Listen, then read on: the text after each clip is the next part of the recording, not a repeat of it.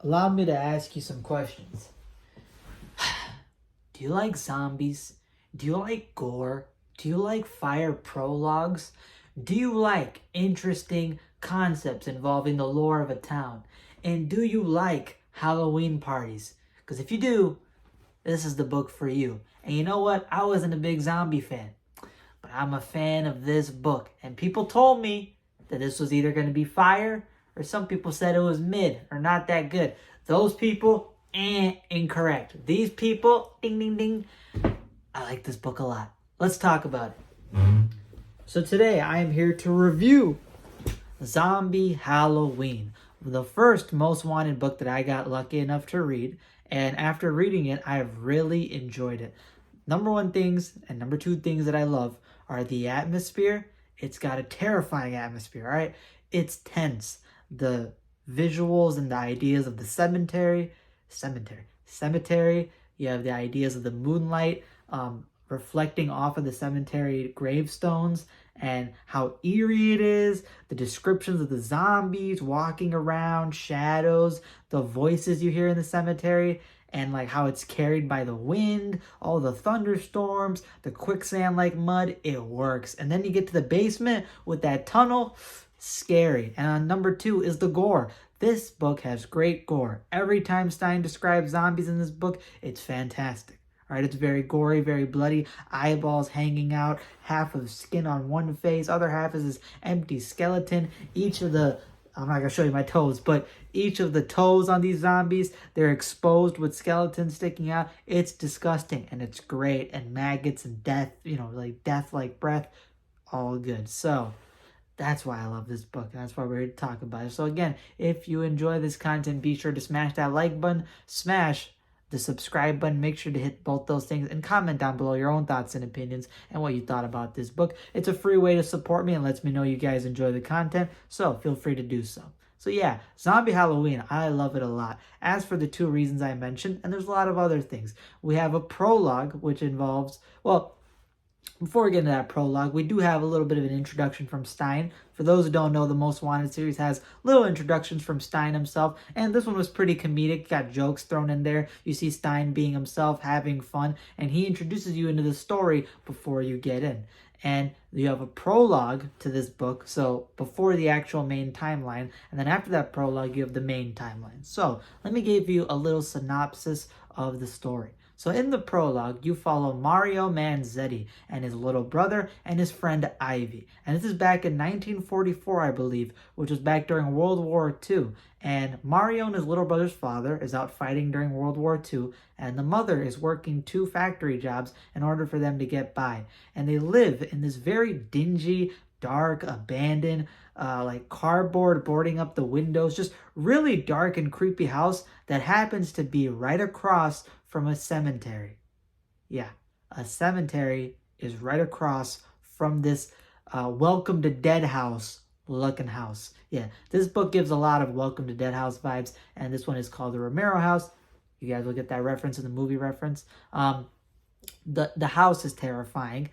The cemetery is very terrifying, and in the prologue, you get these three, basically Mario and Ivy go explore the cemetery, and they see there's a thunderstorm going on. They're scared. They think they see shadows and stuff moving. They hear noises. And then it turns out the little brother, who's a prankster, ends up scaring them. And then he starts daring them to jump into an open grave, especially his older brother. And that scene is terrifying. You get tense. You're like, is stuff going to go wrong? I mean, it can only go wrong. It's a Goosebumps book. And he dares him to jump in. And he says there's worms crawling under, right at the bed of the empty grave.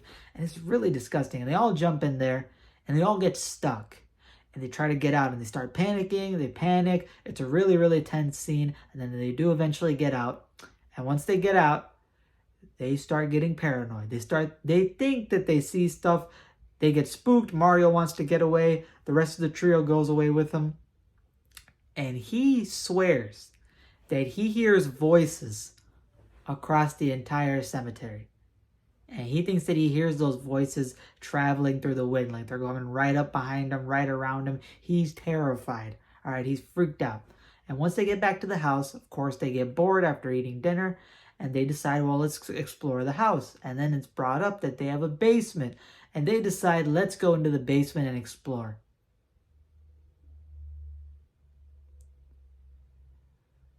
I don't need to tell you why you should not do that in any situation. If you're in a horror movie, do not go investigate the basement or the attic. Same applies to horror books. Same applies to real life. Don't do it, kids. Don't do it. But it is a book, so the kids have to do it. And what happens when they go down there? It's dark, it's dingy, it's scary, and then they find a trap door. They go down that trap door. I love protagonist decisions. I really do. They hop down that trapdoor and they find a tunnel. And the tunnel apparently leads to underneath the cemetery. A tunnel that leads underneath the cemetery. And once they get down there, they start hearing rustling and footsteps and groans and moans and rars and noises and all this stuff. And they just so happen to encounter some things down there. They try to escape. Mario and his little brother head up because their mom arrived when these things down there arrived. And once they get there, they try to save their mom. They warn her about this tunnel and these things. She's like, I know about it. They're like, what? She's like, I knew about it once I got this house. And you're like, what the hell? What's going on here? And then when they return to the basement to try to prove to their mother that it actually does exist, whatever they encountered, things go very wrong. And you get into a very dark, very sinister, and very gory scene, which ends off that prologue. And then the main story transitions in. The main story is about the grandson to Mario Manzetti, whose name is Kenny Manzetti, and his sister Tricia, and his friend Alec. And right now in this town, there's a huge craze for zombies. There's a show called The Walking Zombies, supposed to be R.L. Stein's spoof of The Walking Dead. And basically the whole town has zombie phobia, right? They're huge fans of zombies. They're terrified of zombies. And of course, Kenny had to move with his family and his mom and dad back into this Romero house because they needed to take care of their grandfather, who is Mario Manzetti from the prologue. They have to take care of him. And that means they have to move into this dingy, boarded up, crazy looking abandoned house. And of course, right across from the cemetery where, of course, him and his friends swear that there must be something in there. They hear noises, they hear weird things. And then they have some neighbors move in to the house next to them, some new neighbors. Except the new neighbors have coffins moved into the house, which is sus. Very sus. Coffins moving into your house. So they suspect some things. The grandfather, Mario, swears that he has these vivid dreams throughout his entire life about being chased by the zombies and the undead. And he doesn't know if it's real or fake, and he doesn't know what's going on. But he's like, has PTSD, and he gets like really bad mental issues going on with this, these vivid dreams and this foreshadowing that, there's going to be a zombie apocalypse. There's going to be stuff going on. You guys, you have to believe me. And of course, the kids don't believe him, but then the neighbors move in with coffins, and they're like, what? And then, of course, on the news reports for the local town, they have local reporters talking to these teenagers one night who say that they ran into real-life zombies.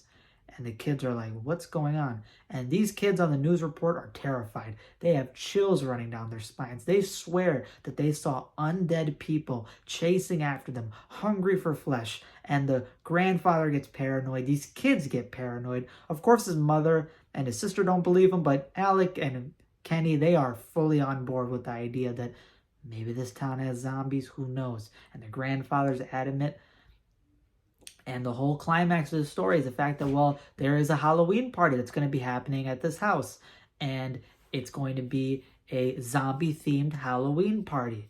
And Kenny and Alec decide to form the zombie patrol because before Halloween arrives, they want to figure out if zombies do exist, which will mean going around and patrolling the town to see if they can find those zombies that chased after those teenagers. And it'll also revolve around going to the very cemetery which his grandfather and his friends found to be terrifying and creepy. So, yeah.